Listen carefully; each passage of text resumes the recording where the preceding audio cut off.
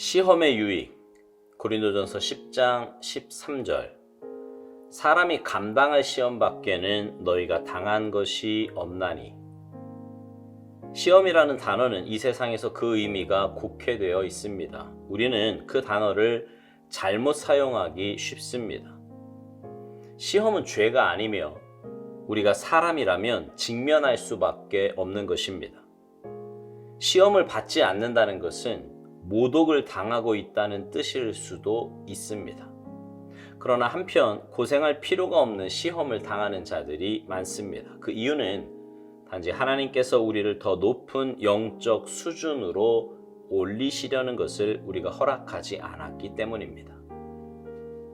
외적으로 받는 시험은 그 사람의 내면적 성향, 즉 그 사람이 소유한 인품에 따라 결정됩니다. 시험은 시험 받는 자의 본성과 맞아 떨어지는 것이기에 그 사람의 본성을 드러냅니다. 모든 사람들은 각각 그 사람만이 시험 받는 상황이 있으며 시험은 그 사람을 지배하는 성향에서 오게 됩니다. 시험은 내가 목표로 하는 최상을 실현할 수 있는 지름길을 제시합니다. 그 목표는 내가 악하다고 생각하는 것이 아니라 오히려 선하다고 생각하는 것입니다.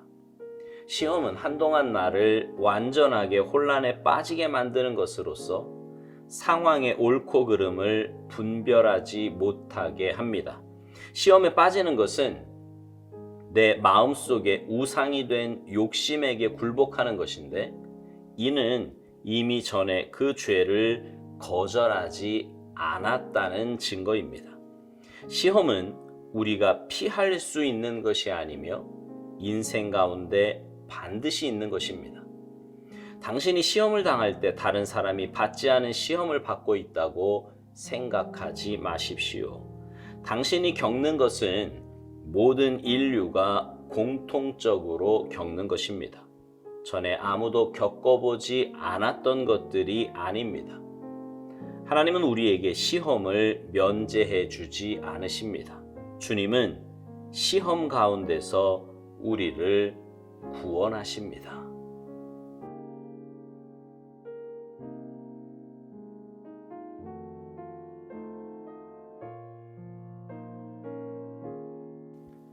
오늘 묵상의 제목은요, 시험의 유익입니다. 시험에는 유익이 있다는 거지요.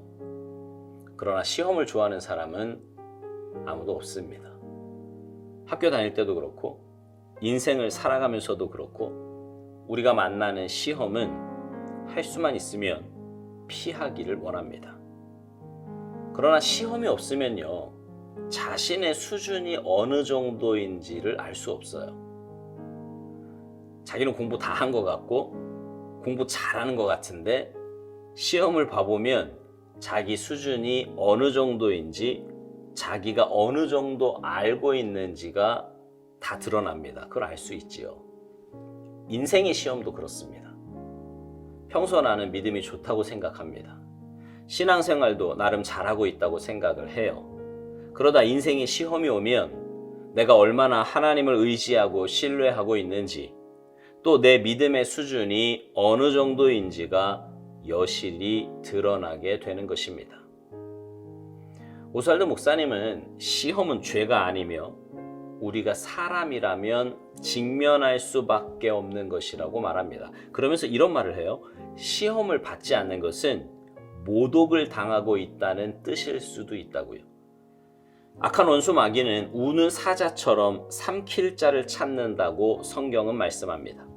어떻게 해서든 우리를 흔들어 보려고 하고 하나님에게서 멀어지게 만들려고 몸부림쳐요. 그러니 하나님의 자녀라면 당연히 시험이 오고 고난이 올 수밖에 없지요.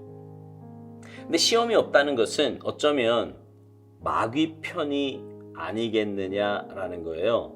아니면 마귀 편이 꼭 아니더라도 그냥 둬도 아무 상관없는, 언제 건드려도 넘어질 수 있는 그런 사람이기 때문에 안 건드리는 것일 수 있다 이 말입니다. 그러니 모독이지요.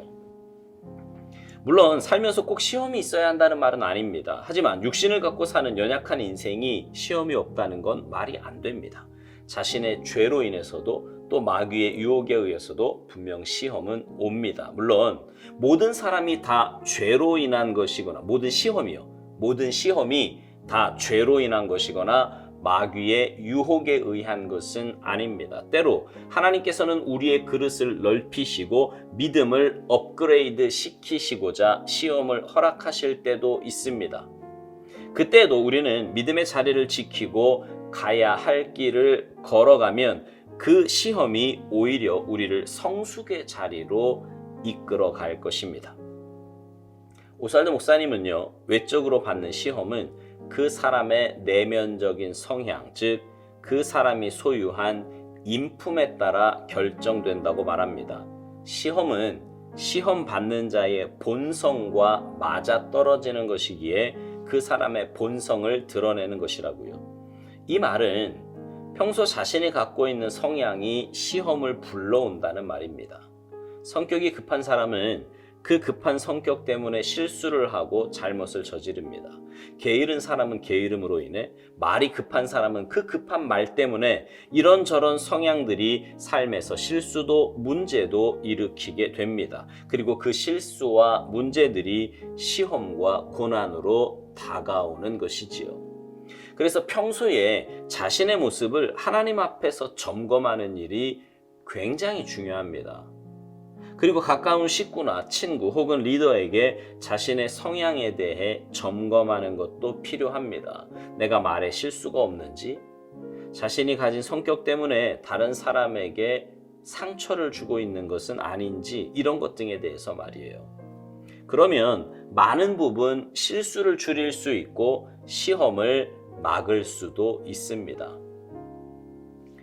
오스왈드 목사님은 시험에 대해 이런 말도 해요. 시험은 내가 목표로 하는 최상을 실현할 수 있는 지름길을 제시한다고요. 그 목표는 내가 악하다고 생각하는 것이 아니라 오히려 선하다고 생각하는 것이랍니다.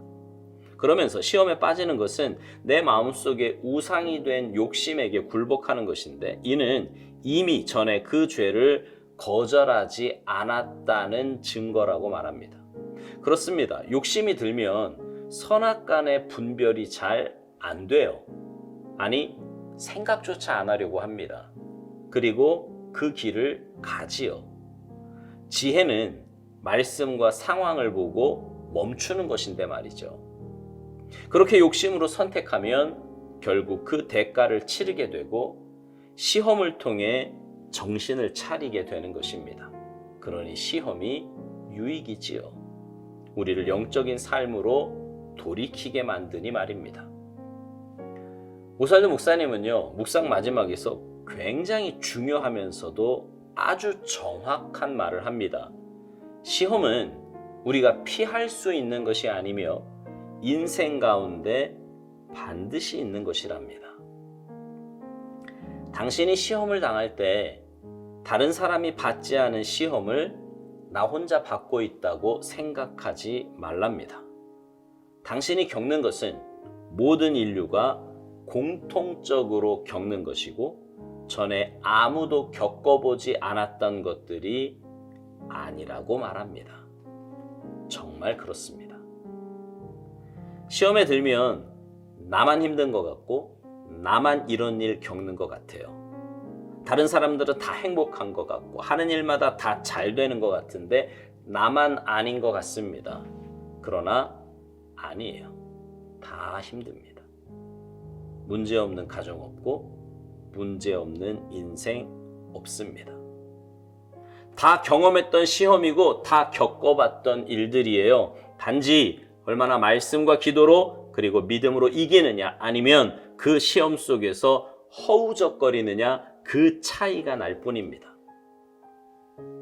하나님은 우리에게 시험을 면제해 주지 않으시고 주님은 시험 가운데서 우리를 구원하신다고 오스왈드 목사님은 말합니다. 그렇습니다. 시험의 면제 대상은 없습니다. 시험의 면제 대상은 없어요. 그렇다고 우리를 시험 가운데 방치해 두지 않으십니다. 그러니 여러분, 내가 어떤 시험 가운데 있던 감당할 시험임을 기억하시고 믿음으로 반응하셔서 그 시험을 거뜬하게 이길 뿐 아니라 그 시험을 통해 영적으로 성장하고 성숙하는 복된 역사가 있게 되기를 주님의 이름으로 축복합니다. 아멘.